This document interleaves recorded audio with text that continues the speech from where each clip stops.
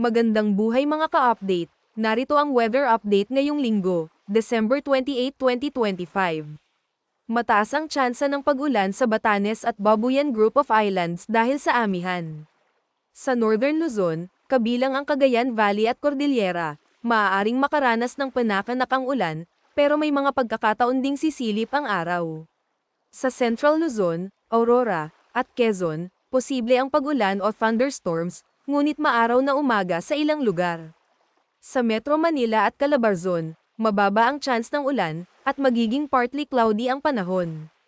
Sa Bicol Region, dulot ng easterlies, aasahan ng pag-ulan mula hapon hanggang gabi, lalo na sa Catanduanes, Albay, Sorsogon, at Masbate.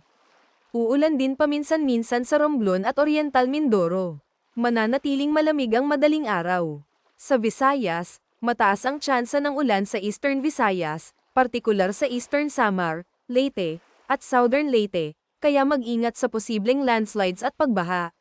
Sa iba pang bahagi ng Visayas, maaaring makaranas ng mahina hanggang katamtamang ulan sa umaga hanggang tanghali, at panandali ang malalakas na ulan o thunderstorms mula hapon hanggang gabi. Sa Palawan, magiging mainit ang tanghali pero may tsansa pa rin ng pag-ulan. Sa Mindanao, mataas pa rin ang tsansa ng pag-ulan sa Caraga at Davao Region dahil sa easterlies. Pinakamataas ang chance ng ulan sa Surigao del Sur at Davao Oriental, pati sa Davao Occidental. Pagsapit ng hapon hanggang gabi, maraming lugar sa Mindanao ang makakaranas ng panandaliang pagkulog at pagkidlat. Magiging mainit ang tanghali, lalo na sa Zamboanga City at Davao City.